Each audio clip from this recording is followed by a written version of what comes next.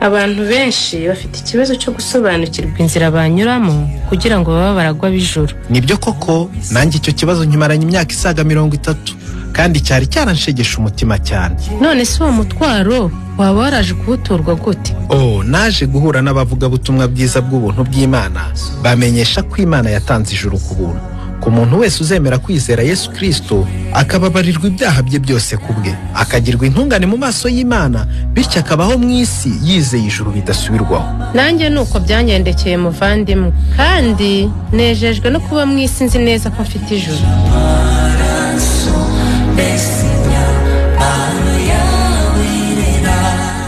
Ese nawe waba wifuza kumenya uko wajya mu ijuru ku bwa Yesu? Kurikira ikiganiro Ijuru ntirikorerwa kinyura kuri Country FM 105.7 buri wa kane guhera saa 2 kugeza saa 3 z'umugoroba.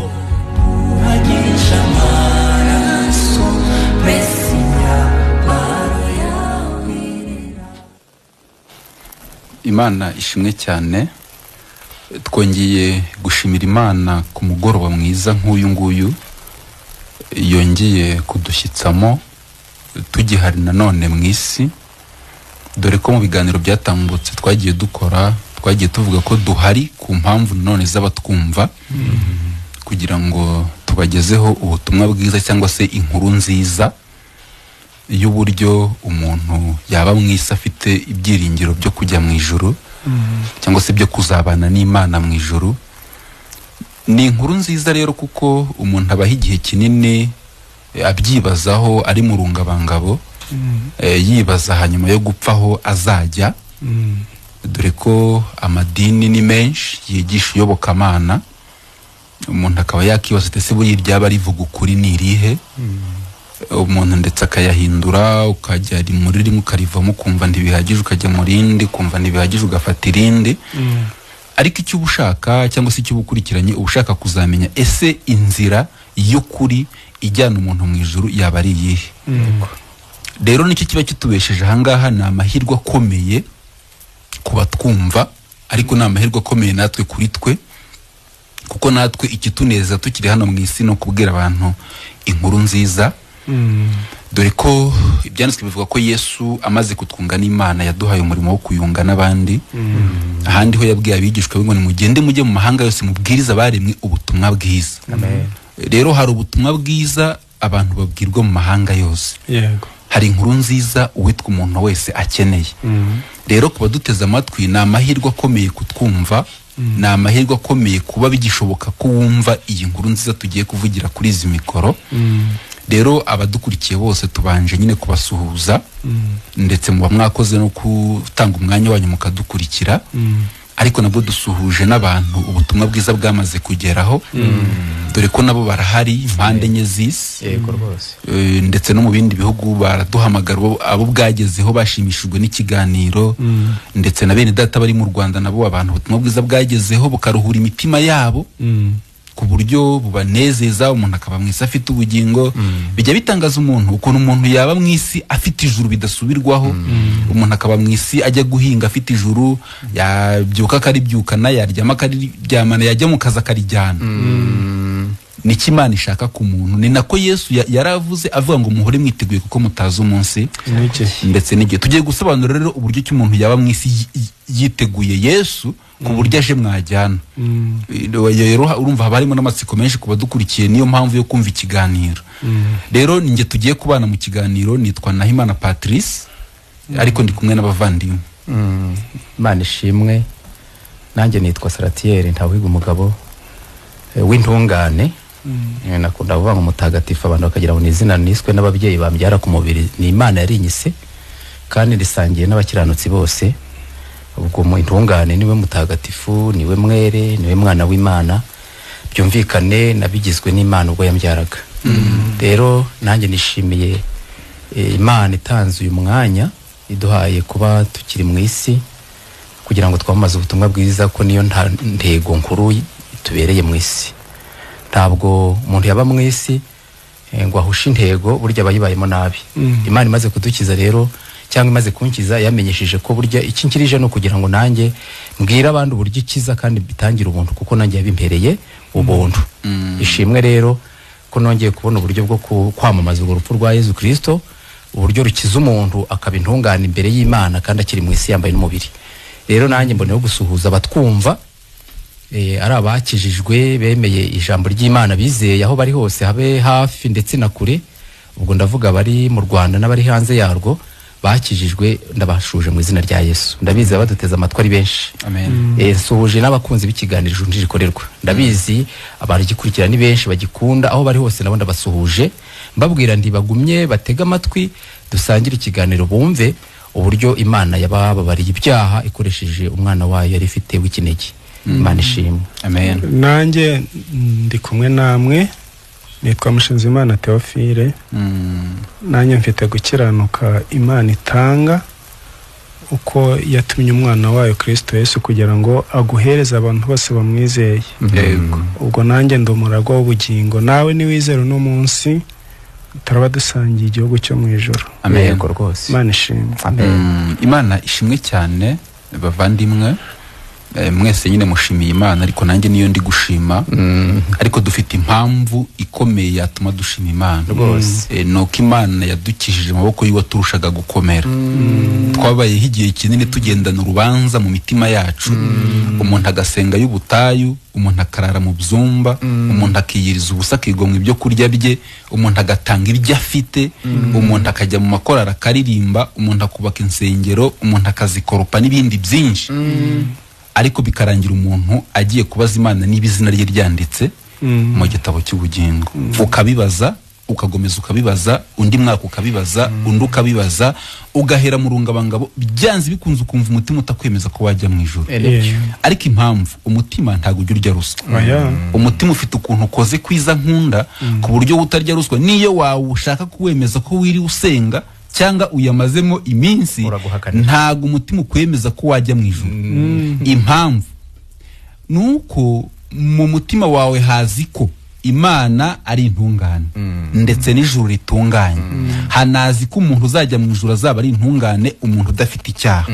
Iyo wowe wirebye usanga nubwo usenga, nubwo ukora ya mirimo yose ujya ukora, ariko ujya unakora icyaha. Uwo mutima ni wo kwemeza ko n'undi udatunganye. Yego, umutima ugomeza kwemeza ko utari intungane. Ni nayo mpamvu kuri izi mikoro iyo tuvuze ko umuntu yaba intungane, iyo utarabimenya urikanga. Yego. Impamvu wikanga ni ukuba wumva bikomeye ko umuntu yaba intungane akiri mu isi. Ariko birashoboka, utega amatwi neza ikiganiro, wumva uburyo umuntu yaba intungane agihumeka. Uburyo umuntu yaba intungane mu maso y'Imana atari ukubyitwa n'umuntu. Imana ikakugira intungane mu maso yayo, ku buryo noneho wajya wicara uvuga ati Yesu aje twajyana, nanjye mvuye mu mubiri najya mu ijuru. Rero kadusoma amagambo twihuse, ni 200 turi busome mu Evanjiri ya Yohana ubutumwa bwiza. Evanjiri ya Yohana ubutumwa bwiza igice cya 16 turasoma 2:8-9 gusa. Ubutumwa bwiza bwa Yohana igice cya 16 umurongo wa 8 n'uwa 9, barasoma muri Bibiliya yera, nanjye ndasoma mu ijambo ry'Imana mfite hano. Kansome muri Bibiliya yera. Yego. Yohana ibice 16 ku murongo wa 8 n'uwa 9. Ubwo azaza azatsinda ab'isi, abemeze iby'icyaha n'ibyo gukiranuka n'iby'amateka. Iby'icyaha kuko batanyizeye, n'ibyo gukiranuka kuko njya kwa Data. Yego. Kandi namwe muzaba mutakimbona. Yego. No munanya nikera turi busome kamusonsome hano. Aha haravuga ngo wenda badukurikiye nabo hari abadukurikiye bafite na Bibiliya bashaka gusoma kugira ngo tugendane. Twasomye mu Evanjiri ya Yohana 16 umurongo wa 8 n'uwa 9. Haravuga ngo kandi naza azemeza bisi ko batsinzwe ku byerekeye icyaha cyabo, no ku byerekeye gutunganira Imana, ku byerekeye urubanza. 9 azabemeza ibyerekeye icyaha cyabo kuko batanyemeye. Imana ishimwe cyane. Abaduteza amatwi nanone twanabasabira Imana kugira ngo ujye wumva ikiganiro neza witonze ugikurikiye, kuko nanone ibi tuba tugiye kuvuga Imana iguhaye kubyizera wararana ubugingo buhoraho. Yego. Aha dusomye ni Yesu wari uri kuvugana n'abigishwa be. Titire yaho itangira ivuga ngo umurimo wa mwuka w'Imana. Tugiye gusobanura umurimo mwuka w'Imana akora. Ibyo bishobora guhesha n'abantu batwumva kumva umurimo mwuka w'Imana nyine akorera umuntu wagezeho. Yesu rero kubisobanura yaravuze ngo aha twasomye umwuka naza. Ariko bavandimwe, abantu bamaze igihe kinini bibeshya ku byerekeye icyaha. Ni nayo mpamvu hano havuze ngo umwuka naza ni uzaza agutsinde. Hano havuze ngo akwemeze ko wibeshye ku by'icyaha. Turenda gusobanura ni gute umuntu yibeshya ku by'icyaha. Ariko yamara kwibeshya ku by'icyaha ntibihagarariraho, akibeshya no kubyerekeranye no gukiranuka no gutunganira Imana nabyo akabyibeshyaho. Ni ibintu bibiri tugiye gusobanura. Icya mbere ni ukwibeshya ku by'icyaha, ikindi ni ukwibeshya ku byo gukiranuka. Kwibeshya ku by'icyaha rero tuzaguma tunabivuge, kuko nanone utazi yava ntamenya n'iyajya. Ndetse utanamenye ikibazo ufite gituma ushaka kujya mu ijuru, gituma ukorera Imana, gituma wumva wakora imirimo myiza kugira ngo wemerwe n'Imana, ukwiye kumenya ni ikihe kibazo ugira gituma ukora ibyaha ubishaka utanabishaka. Ubundi kubera iki wanga ibyaha ariko ukabikora? Kubera iki uri inkorera gahato y'ibyaha?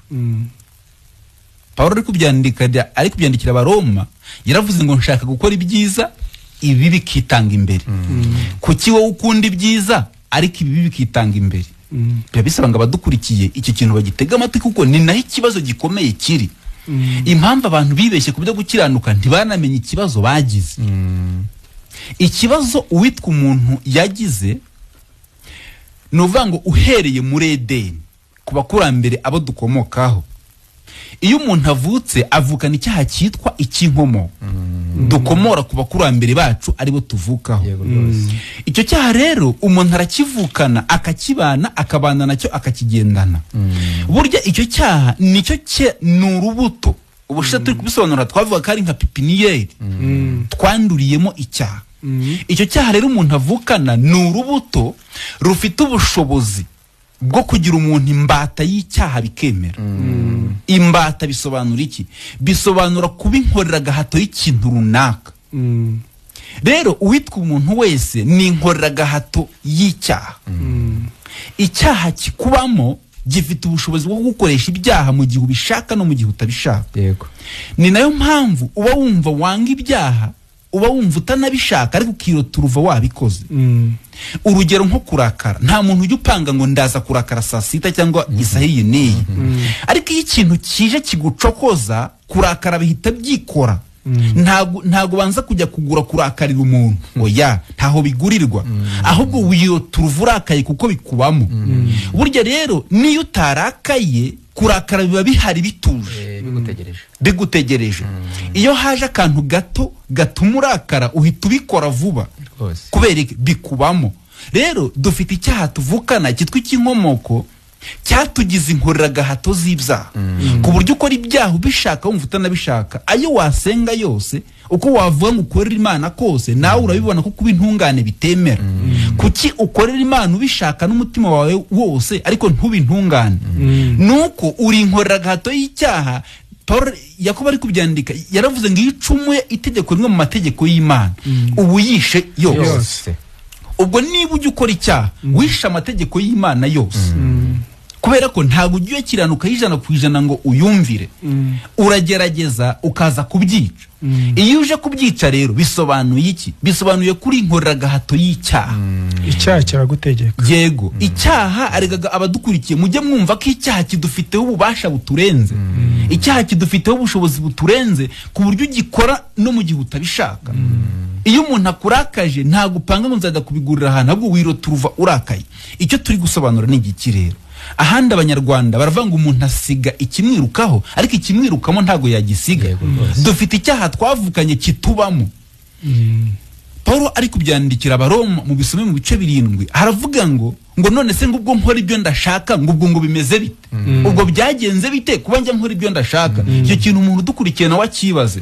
Kuki tujya dukora ibintu twanga ariko kuki umuntu aba ari umunyamasengesho aba ari umuyumbe niko bajya babyita ariko ntukiranuke ngo ube intungane ku rugero rw'uko iyo tuvuze ko umuntu yaba intungane nawe wikanga kubera iki nuko uzi ko wabigerageje bikanga nyine kuba byaranze rero heraho wumva kuri inkorera gahato y'ibyaha ubwo utaba intungane mu ngeso zawe ngo byemere uri inkorera gahato y'icyaha turi gusobanura ikibazo umuntu yagize gituma ataba intungane nuko umuntu aba afite icyaha kavukire yavukanye gifite ubushobozi bwo kumukoresha ibyaha no mu gihe atabishaka tuzaguma tunabisobanure cyane nuvuga ngo umunyeshuri ntabwo aba ari umunyeshuri igihe ari ku ishuri gusa yambaye uniform oya ahubwo niyo ari mu biruhuko yatashye aguma kuba ari umunyeshuri aba ari umunyeshuri uri muhira mu biruhuko tuba turi kuvuga yuko n'igihe utakoze ibyaha uri umunyabyaha kubera icyaha kikubamo ibyaha biratuje muri wowe ariko urabifite uranabigendana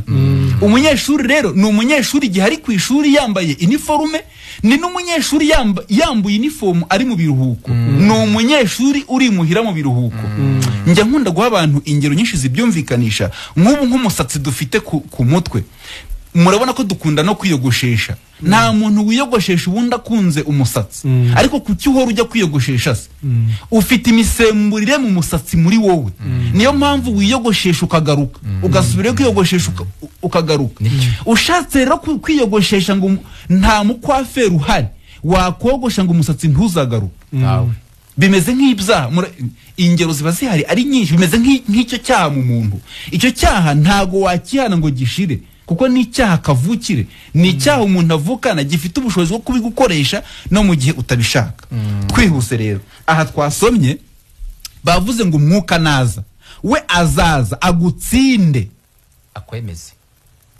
Imana ishimwe cyane akwemeze umwuka we impamvu ujye ushaka gukorera ijuru nuko umwuka ataraza umwuka yaje umva umurimo wa mbere akora niho twasomye mwongere musome ngo azaza atsinda bisi nawe urimo mu bisi azatsinda nawe udukurikiye urimo ngo namara kugutsinda akwemeze ko wibeshye ku byerekeye icyaha wabyibeshyeho gute utekereza ko uba umunyabyaha igihe wabikoze ariko sibyo ahubwo uri umunyabyaha uhereye muri kavukire ugatekereza ko no kubivuga byanamije byabikiza yego ariko uba wibeshye ku bubasha icyaha kigufiteho yavuze ibintu bibiri hano ibyanditswe byavuze ngo azagutsinda akwemeze ko wibeshye ku by'icyaha uko utekereza icyaha kimeze siko bimeze wowe utekereza ko ujya uba umunyabyaha wagikoze ariko sibyo ahubwo icyaha nikavukire nikaremana uragifite kikubamo icyo urabanza ukakimenya iyo umaze kumenya icyo rero ngahita kwemeza no kubyo gukiranuka gukiranuka nabyo wabyibeshyeho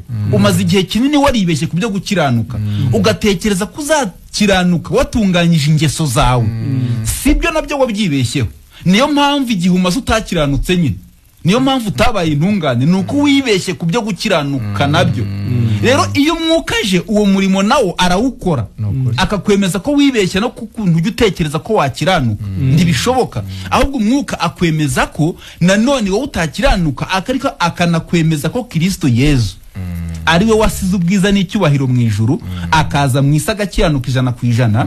Imana ibigusaba ngo umwizere umwemere ubundi Imana ikwihere gukiranuka Kristo Yezu yakiranutse ubundi nawe kubarweho nk'impano abari nako kuzakwinjiza mu ijuru. Imana ishimwe. Urumva Imana himbazwe hano basobanuye neza ngo ubwo azazatsinda bisi umwuka ariko kuko impamvu umwuka ari utsinda bisi umuntu yataratsindwa ntamanika amaboko akomeza gutekereza yuko azatsinda abantu bajya bisobanura bakanatubwira ko ngo ntibakambara umwenda wo gutsinda ngo bakiri mu ntambara ubwo bakaba basobanuye ko aribo bari kurwana nyine ko bari kurwana n'icyaha kugira ngo nibazagitsinda bazajye bahamya ko babaye intungane ariko turabakura inzira ku murima ntibishoboka nta muntu warwana n'icyaha ngo agitsinde kuko icyaha cyabayeho mbere y'umuntu yego reka mvuga ngo mbere yuko nge mvuka ku babyeyi bambyara ku mubiri icyaha cyari kiri mu isi noneho nanjye mvutse nisanga ndi muri cyo kuko mvuka ndi umunyabyaha ngahita ngwa mu butware bw'icyaha ngatwarwa ngakoronezwa n'icyaha icyaha kikantwaza igitugu ari nayo mpamvu ibyanditswe bivuga ngo wifuza gukora ibyiza ibibi wanga akaba ari byo usanga wakoze na Yesu yabigarutseho yaravuze ngo ibihumanya umuntu ntabwo ari biri inyuma ye ngo ahubwo biba mu mutima w'umuntu nibyo bimuhumanya ubwe bigahumanya n'abandi ubwo yumvikanishaga ko icyaha kiba mu muntu imbere ndetse abandi bibeshye ku by'icyaha nk'uko mwene data bivuze bagira ngo umubatizo ukuraho icyaha ku buryo yakoze icyaha agenda akagana inzira y'amazi bakamubatiza akagira ngo ubwo kivuyeho nyamara amazi amanuka inyuma icyaha cyo kiba imbere ubwo ni ukuvuga ngo ntabwo amazi afite ubushobozi bwo gukuraho icyaha cyaba icyaha kindi ubona wakoze cyaba n'ikingwamoko ntabwo amazi yagikuraho noneho kubera kwibeshya ku by'icyaha niyo mpamvu abantu baciye inzira nyinshi imwe cyangwa indi ndetse ni nyinshi kugira ngo bashake uburyo bakuraho icyaha ariko ntibishoboka ntabwo bishoboka nyabune nimurekeraho kurwana n'icyaha kuko kirusha umuntu imbaraga icyaha kirusha umuntu ubushobozi kirusha umuntu imbaraga Yesu yabivuzeho mw'aya magambo agira ati yaravuze ngo umwana naba batura umuzamu batuwe rwose yendaga kuvuga ko umuntu yabaye imbata ndetse abo yabibwiraga abayahudi baravuze ati ntabwo turi imbata twebwe turi bene Aburahamu sogokuru n'Aburahamu ntabwo turi imbata y'umuntu wese aravuga ati muri imbata kuko n'ikimenyimenyi dore murakora ibyaha nose kuki mukora ibyaha kandi nyine mutanabishaka mbo abatwumva bumva impamvu nabo bajye bisanga bakora ibyaha ntibahite bamenya yuko bibeshye ku by'icyaha icyaha rero nuko utizera banabisobanura hano ariko ngo azatsinda bise abemeza iby'icyaha ko batamwizeye ubwo umuntu utizera wese ari mu cyaha umuntu utarizeye ibyo Yesu yakoze mu mwanya uwo muntu ni umunyabyaha kandi inzira yo kubikira nuko yizera akaba akiza icyaha ubwo utizera ntaza Bibiliya avuga ngo utizera aciriweho urubanza mu Baroma munako muri Yohani 3:18 avuga ngo umwizera ntacirwaho iteka ariko utamwizera amaze gucirwaho iteka cyangwa urubanza ubwo urumva icyaha gikomeye mu maso y'Imana mwene muntu afite no kutizera kandi icyo cyaha kavukire nta muntu wabasha kukiyambura nta dini yacyambura umuntu nta mubyeyi ucyambura umwana we nta mubatizo ugikura ku muntu mwakwibaza ati none se ubwo kizava ku muntu gute ariko mubanze mwumve ko nta muntu ufite ubushobozi bwo kwikuraho icyaha mumanika amaboko mureke mwuka abanza batsinda bamenyesha icyaha icyo ari cyo kandi shimira Imana ko tubereye hano kugira ngo dusobanure umumaro wa mwuka ariko kandi nanone mutekereze ko mwuka ari umuyaga muzumva uri guhuha mu biti ahubwo yaritswe rivuga ngo amagambo mbabwira niyo mwuka kandi nibwo bugingo kandi ni nabwo bugingo ubwo reka mbwira abatwumva ngo turi kuboherereza mwuka ari ryo jambo ry'Imana nibumva uburyo umuntu yakira icyaha binyuriye mu kwemera ijambo ry'Imana turakomeza kubisobanura Imana ishimwe biba bigaragaramo cyane nyine yuko umwuka uwo nguwo mu buryo bwo kwemeza umuntu iby'icyaha cye cyangwa se kwibeshya ku cyaha nuko umuntu nyirizina batekereza ko icyo cyaha agifiteho ububasha ariko biba bisanga umuntu abanza asobanukirwe ko icyaha kimufiteho ububasha ariko none ikintu kigufiteho ububasha ntiwagitegeka ahubwo nicyo kigutegeka kandi umenye ko ubwo bubasha cyakugizeho si wowe wabyiteye ahubwo hari uwaje aragikora ucyandurira muri we kikugeraho ububasha niyo mpamvu ikintu utagizemo uruhare nta n'uruhare wabigeramo kugira ngo ugikemure ubwo icyaha kiruta umuntu niyo mpamvu byabaye ngombwa yuko nuko gutungana nako ni igikorwa cya mwuka n'ubundi nabwo ni ububasha bw'undi bufite uko gutungana noneho ubwo bubasha bw'undi bukakubaho gutungana kukakubaho nk'uko ububasha bw'uwakoze icyaha bwakubayeho kikakugeraho ububasha ugahinduka umunyabyaha wabikora utabikora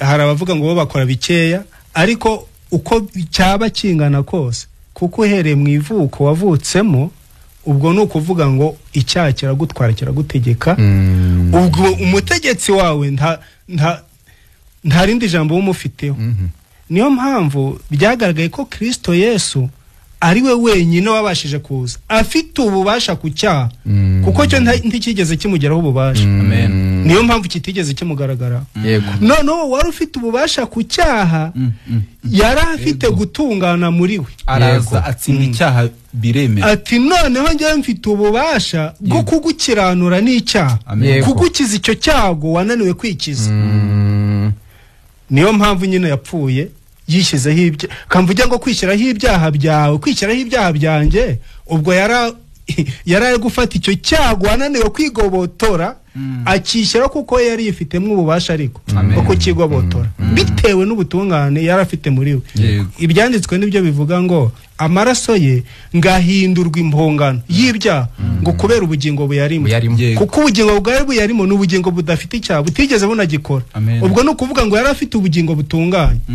Ubwo icyo ngicyo cyari cyaragukandamije akishyizeho kikugobotoyeho bigasaba ngo numwizera noneho nawe uhere ko utwarwa n'ubutware bwo gukiranuka kwe. Yego. Noneho ubutware bwo gukiranuka kwe buhere ko bukugiraho ububasha utabanje kujya mu masengesho no kwatura no kwanamiza ibyaha byawe.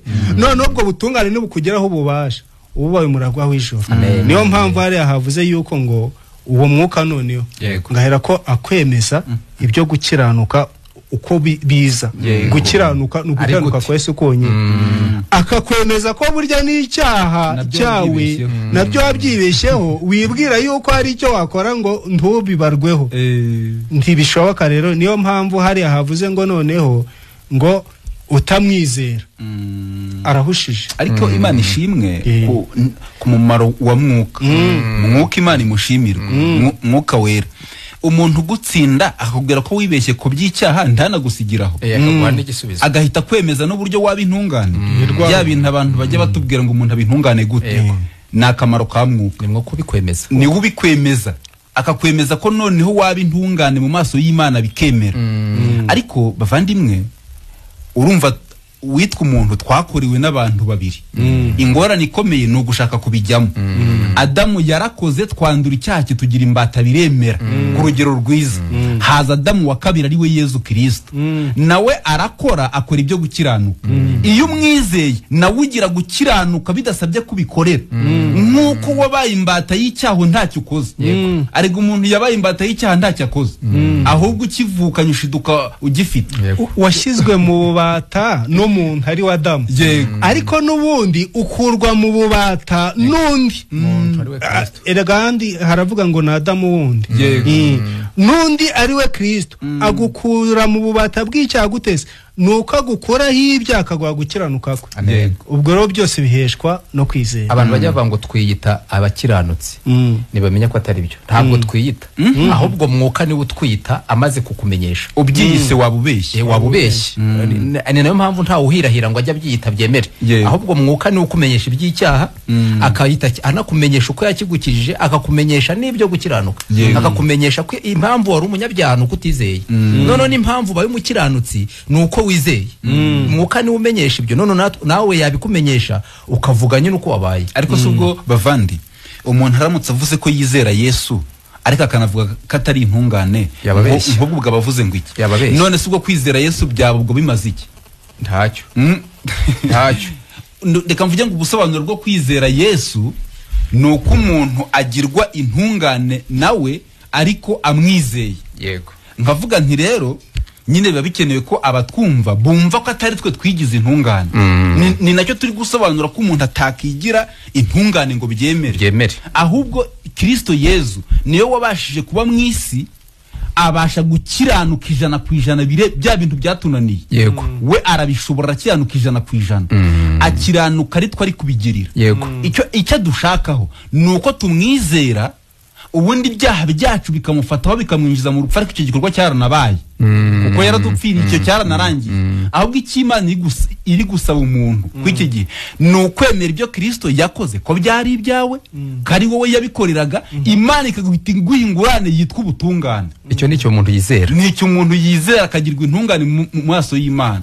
Atari uko akoreye ubutungane, atari uko abayeyo mu ngeso ze, ahubwo akagirwa intungane n'Imana ibimuhereye ubusa kubera gucungurwa n'amaraso ya Yesu Kristo. Amen. Urabivuze nibuka ari amagambo ari mu Baroma 4:25 ngo yashyikirijwe amwicazira ibyaha byacu. Donc icyamwishe n'ibyaha bya mwene muntu. Nanjye ndimo. None ngo ageze kuzima biciraho iteka. None ngo arazuka. Azurirwa kugira ngo twe yapfiriye tugirwe intungane imbere y'Imana.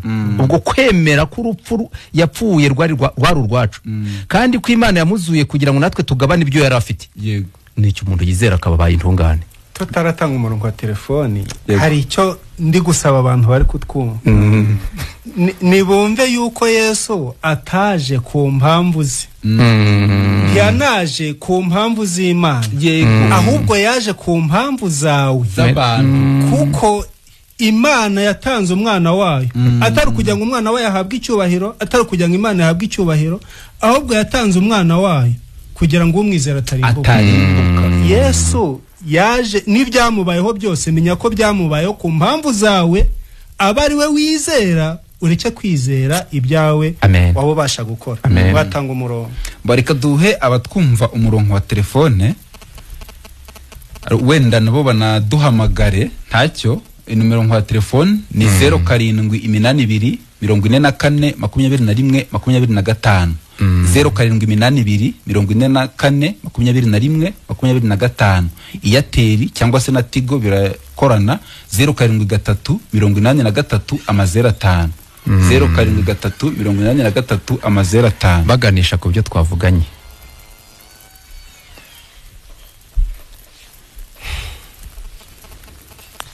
Allo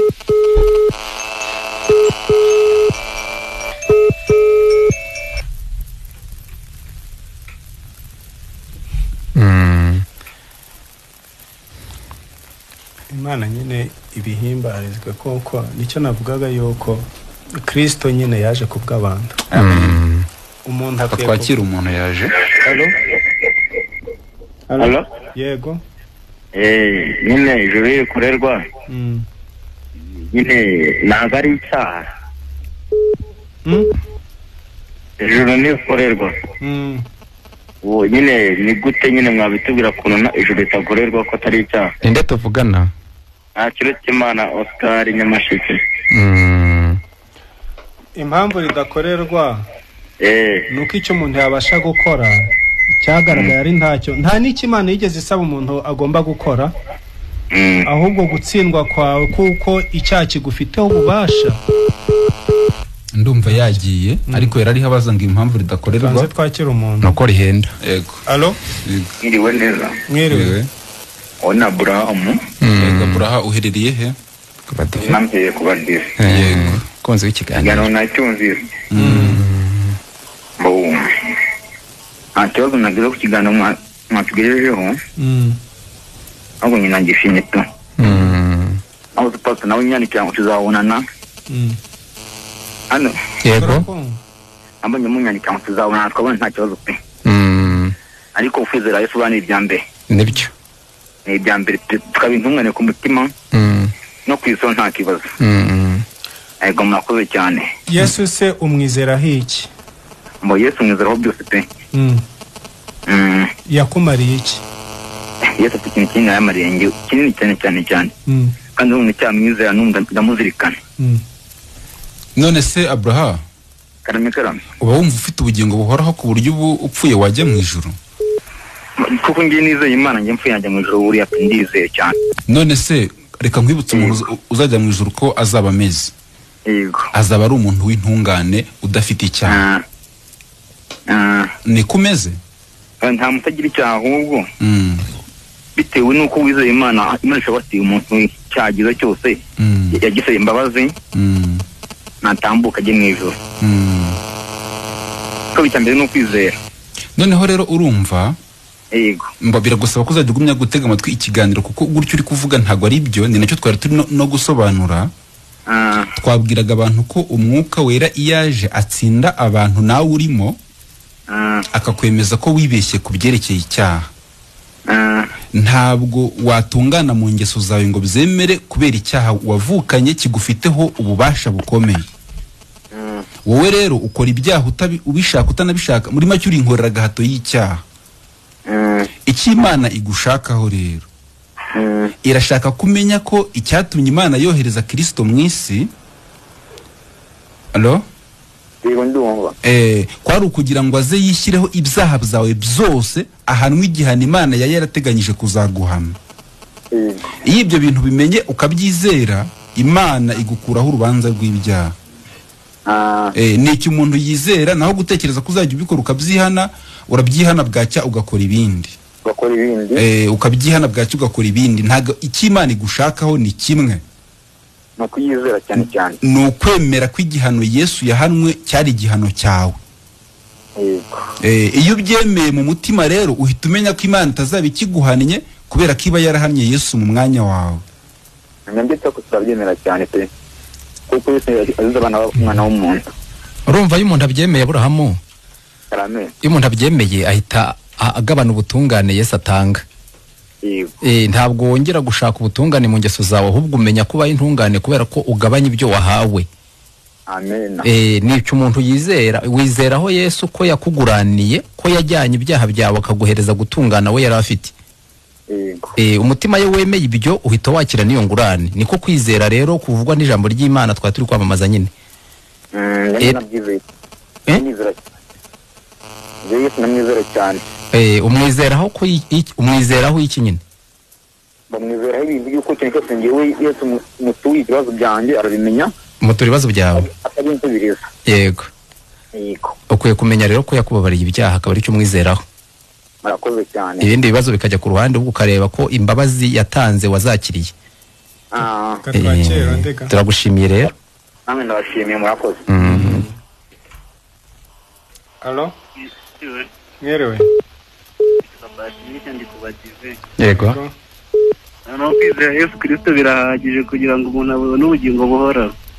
Noneho reka tujyane neza. Uzi umurongo wo muri Yohana 3:16? Urawuzi? Ndawuzi. Ngaho no uvuga. Umwibutse. Kuko Imana yakunze abari mu isi cyane. Allo? Yagiye ariko yarari kubaza ngo kwizera Yesu ngo umuntu yabona ubugingo buhoraho ngo yizeye Yesu. Ariko nibyo nyine. Allo? Neza. Mwerewe. Yego, muravugana na Turimo mberereye mu murenge wa Bugeshi, akarere n'akaruba. Reka mbashimire ukunda umuba mudugura ku jambo ry'Imana by'umwihariko munari twigisha. Ariko natwe muri rusange ku giti canje nanje mu bizera Yesu ndimo.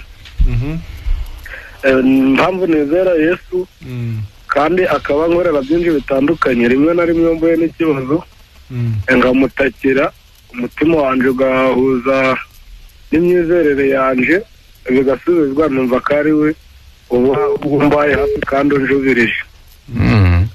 None nahura n'uburwayi namutakira, asize nk'akangahe ngakira, ngumva ko ari ibitangaza by'Imana biba birimo gukoreka kuri njyewe. None se kari ugira n'abantu intungane?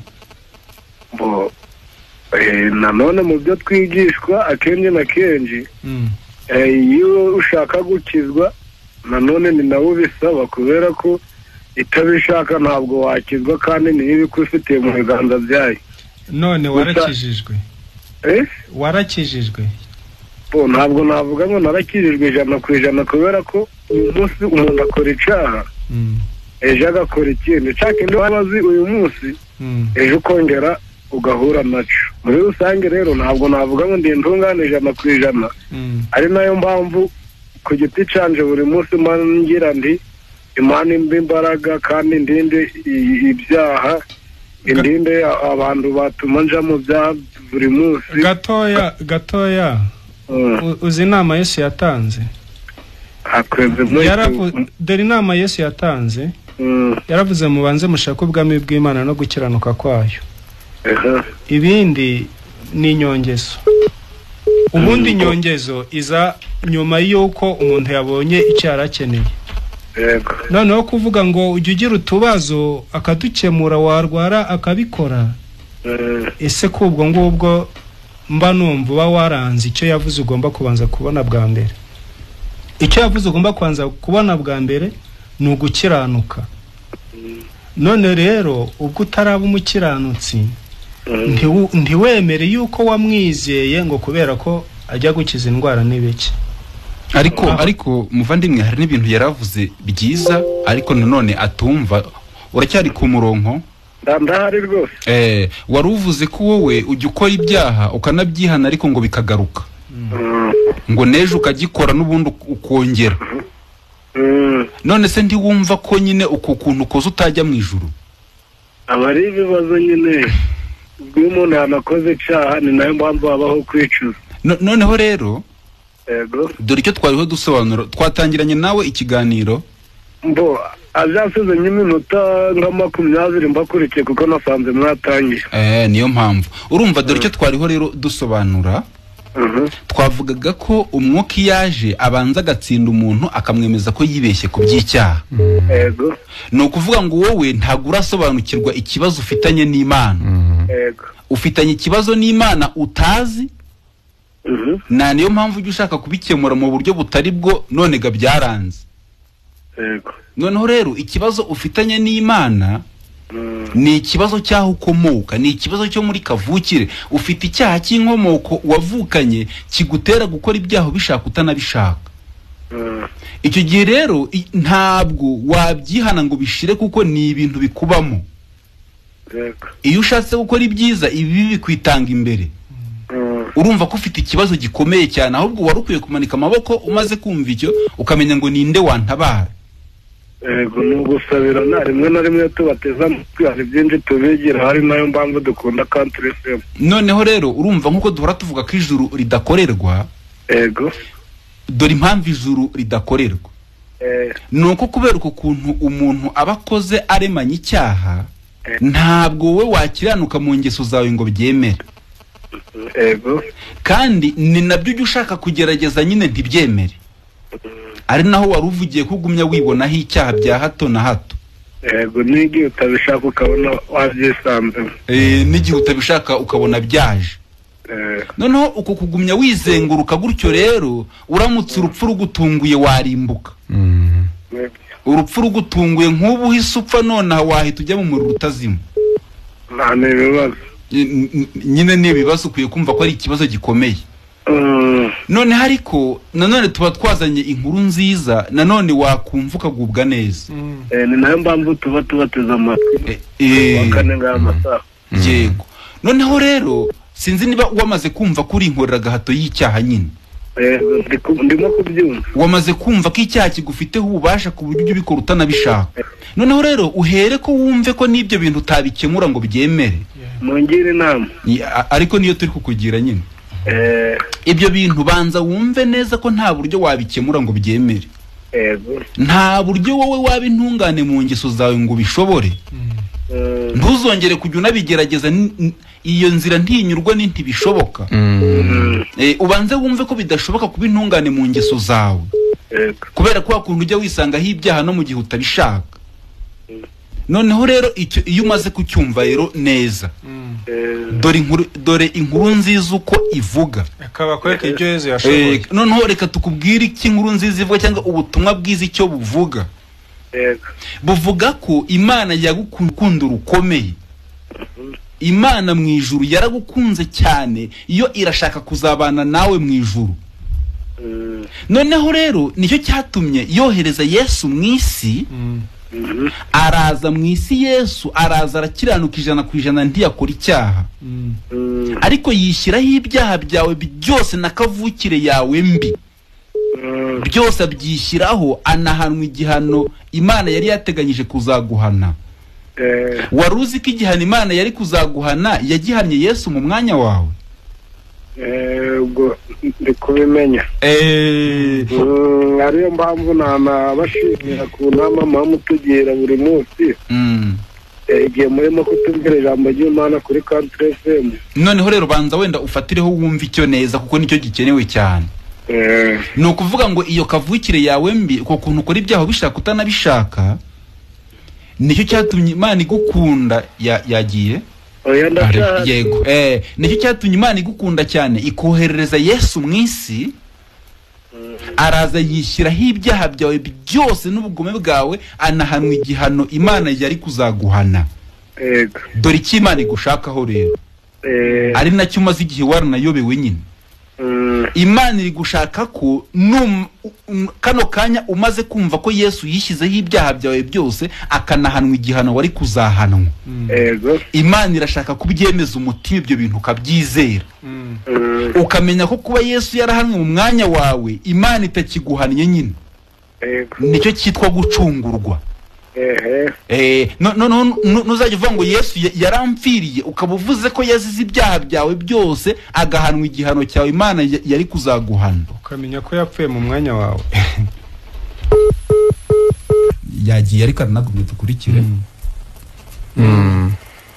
Asobanukirwe. Halo.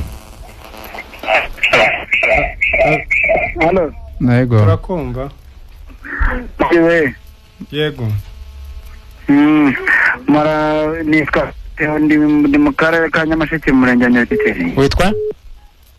Theo. Tiko Theo. Ndi mu murenge wa Nyakiteri mu mudugudu wa Otaba. Yego. Ariko murabigisha beza kabisa.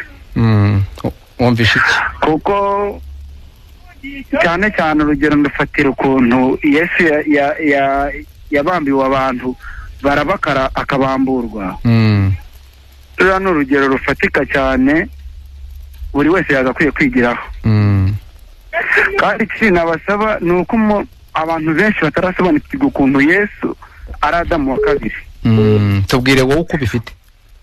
Uko mbifite ni uko nzi ko Yesu iyo ataza kudupfira tutari kwigira tureba no ku bwami bw'ijuru cyangwa dusobanukirwe koko yabivuze ukuri ngo yabishe abanyabwenge bisobanurira abaswa. Iyo niyo mpamvu ituma kumwizera ariko kubona ubugingo buhoraho akaba umwanya w'umukiza wo mu buzima bwa buri wese umwizeye. Nibyo koko mu by'ukuri uko umwuka niwe utsinda umuntu mbere y'uko yitsinda, kuko twebwe ko cyacu giti ntitwashobora kwitsinda iki cyaha cy'inkomoko nk'abivuze. Niyo mpamvu rero njyewe rwose maze iminsi igera nko muri 3 numva ikiganiro cyanyu. Ni cyiza cyane rwose, mujye muhora Imana ibashyiramo intege zo guhora uwo mwuka batsindishiriza kugira ngo muganirize mubwire abataramenya ubutumwa bwiza icyo ari cyo. None se Theo, Karame, wowe nyine umwuka yaragutsinze warizeye? Njye narizeye umwuka yaransinze. Kuri ubu utubwira ibyo wizeye. Wizeye iki? Ni uko nizeye ko Yesu ari umwami n'umukiza mu buzima bwanjye, akaba ari we byose, akaba ari we mubatiza koko mu by'ukuri kurusha uko amazi koko nk'uko mwabivuze yakuraho icyo cyaha. Amazi ntabwo akuraho icyaha. Ntukifite icyaha se wowe? Icyaha? Icyo cyaha cy'inkomoko mwavuze nicyo kigerageza kugera ngo gishake kujya muri urwo rwego, ariko umwami Yesu yarakinsindiye ndabizi neza. Nyine warizeye uragifite cyangwa warizeye kikuvaho? Icyo cyaha narizeye kimvaho. Uri iki kuri ubu se? Ubu nagizwe na Yesu intungane. Uri intungane? Ubikoreye se cyangwa ubihawe? Bihawe na Yesu. Ufite ubutungane wahawe na Yesu? Uzabumarana igihe kingana iki Theo? Intungane ntabwo igira igihe imarana ubutungane. Udushubije ngo iki? Kuki butagira garanti? Ubutungane bw'intungane impamvu butagira garanti ni uko intungane buri intungane si umubiri. Intungane ntabwo ari umubiri, intungane ni mu mwuka wera. Yego. Nuko rero umwuka wera nk'uko mwabivuze ntabwo ari umwuka uhuha ku muyaga gutya ngo uhuhe ngo utware amazi cyangwa se ngo utware ibyo ubonye. Muri buri muntu uko mubivuga yagakwiye kumenya ko Yesu ari we mwuka kandi utuyobora mu mwuka wera. None se Theo, Karame, nyine wari uvuze ngo ntabwo ubutungane bufite garante. Nyine ubwo uri kutubwira se ko uzabupfana cyangwa hari icyo wakora bukakuvaho? Nuko intungane ntipfa, kuko ubu ngubu turi abana b'Imana twamaze kuragwa kera. kuva Yesu yatugira ku musaraba akavuga ati we barabava kuri uyu musaraba, uriya ni njye wavuye kuri wa musaraba. Yesu njyewe baraba, Yesu angira kuki kuri wa musaraba bambirwa bwa busambo na bwa buki bwose bw'urugero Yesu yatangaga. Ubwo abanturindiye intungane muri ubwo rwego. Noneho none se ubundi ibyo bintu ubyemeye none cyangwa wabyemeye ryari? Urabona njyewe ntago sinigeze idini musa nkaho muri bene data kuko benshi bavuga ko yego kumva twebwe tumeze nkaho twabatuwe na Yesu urabizi. Ubwo rero ntabwo twebwe tugendera ku byo ku rusengero runaka bigishije cyangwa ibyo ntago ari byo turi kukubaza. Yego nari nkubajije nti ibyo bintu byo kuba waragizwe intungane n'Imana wabimaranye igihe kingana iki? Ubimaranye igihe kingana iki? Mbaranye igihe kirekire cyane, kinini cyane, kuva namenya ko Yesu yansindiye ku musaraba. Sawa, uraduha nimero zawe za telefone? Tanga nimero za telefone vuba kugira ngo twakire n'abandi. 078 079 079 kandebe 079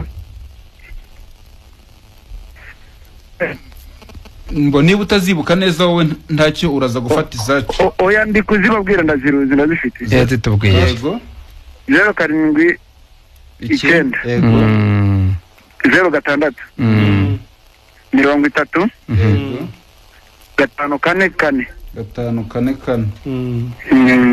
Sawa rero tugushimiye Imana. Namwe murakoze. Tuzagumya kuvugana nyine tubinoze ibyo uri kutubwira. Yego umwuka wera abayobore.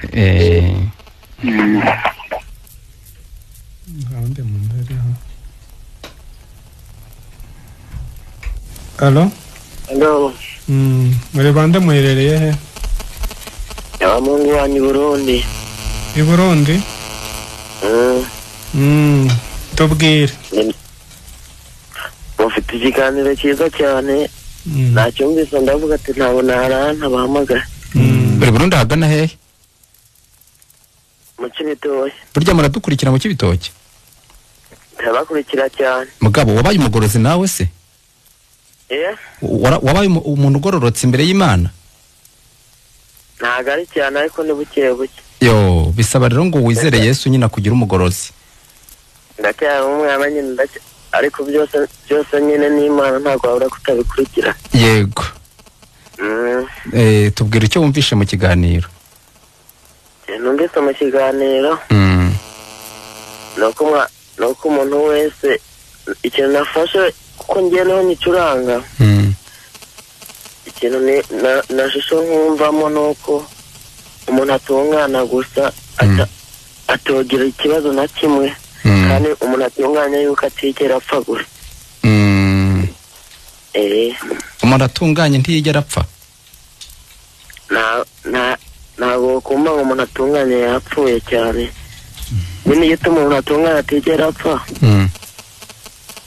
ubwenge bwe ubundi ariho gupfa mu bwenge.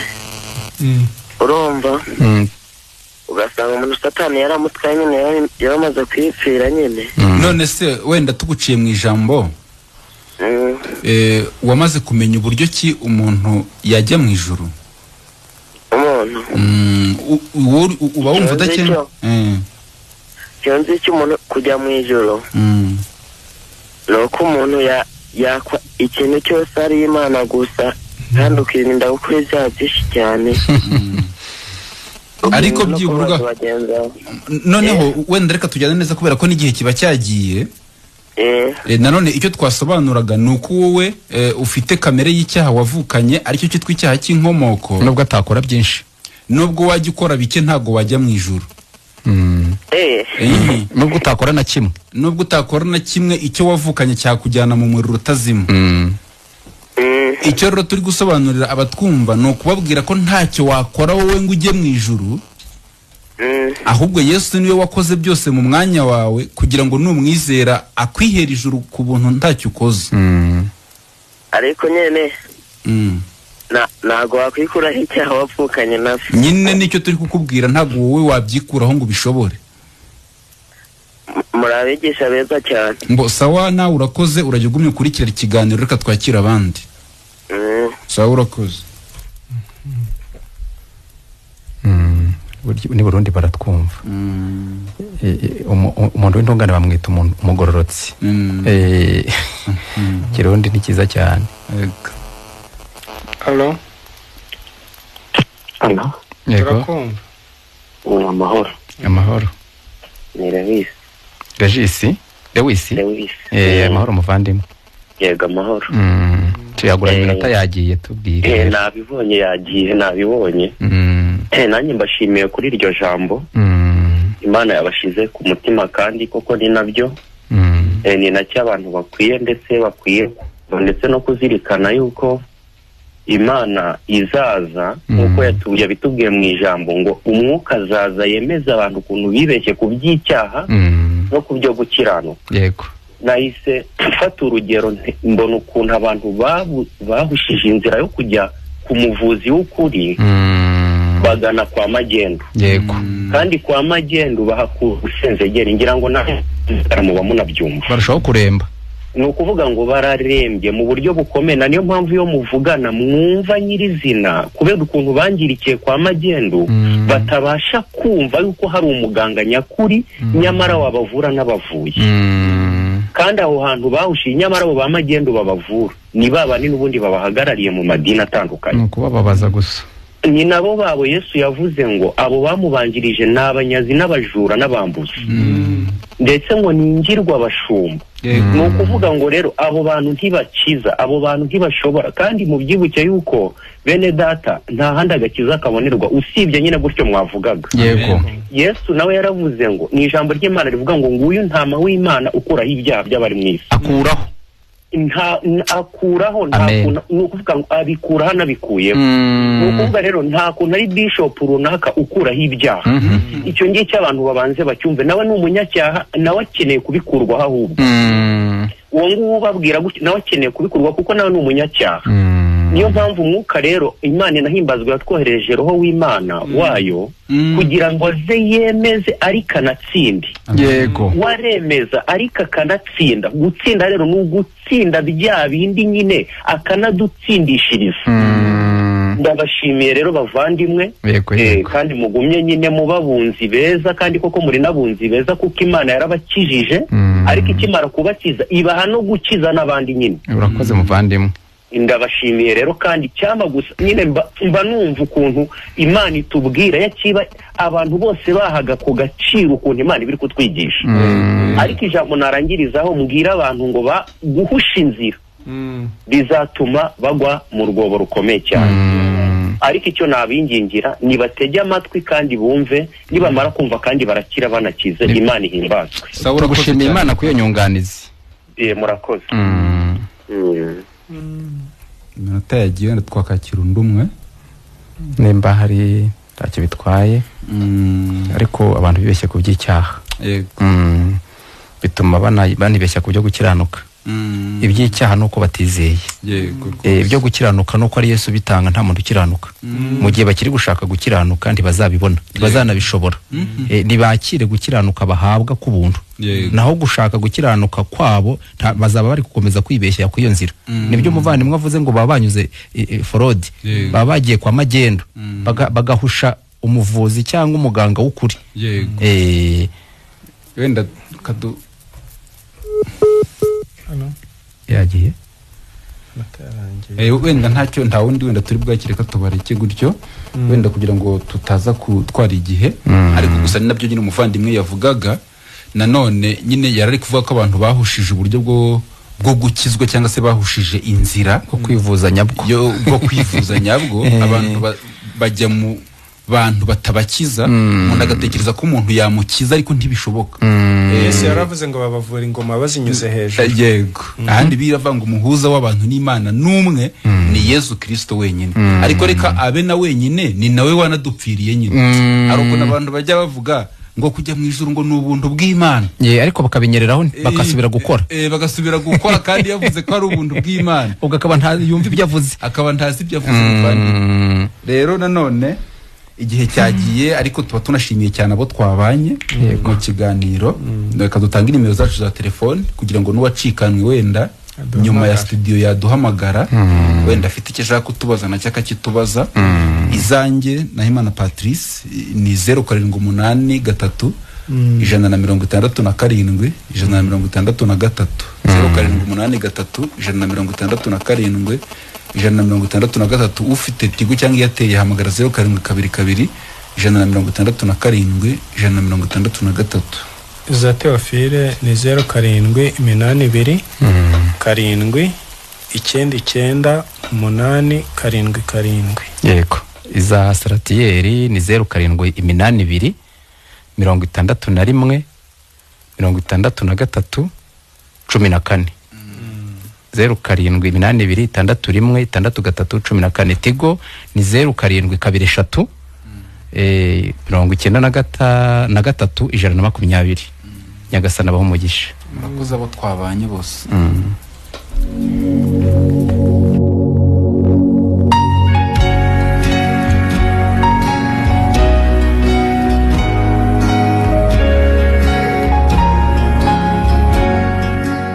Abantu benshi bafite ikibazo cyo gusobanukirwa inzira banyuramo kugira ngo baba baragwa bijuru. Nibyo koko nanjye icyo kibazo nkimaranye imyaka isaga 30 kandi cyari cyaranshegesha umutima cyane. None se uwo mutwaro waba waraje kuwuturwa gute?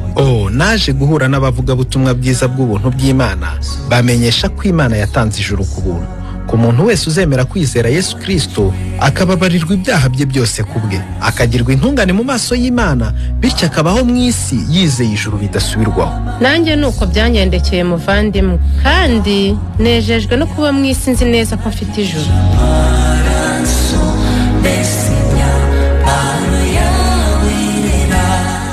Ese nawe waba wifuza kumenya uko wajya mu ijuru ku bwa Yesu? Kurikira ikiganiro Ijuru ntirikorerwa kinyura kuri Country FM 105.7 buri wa kane guhera saa 2 kugeza saa 3 z'umugoroba.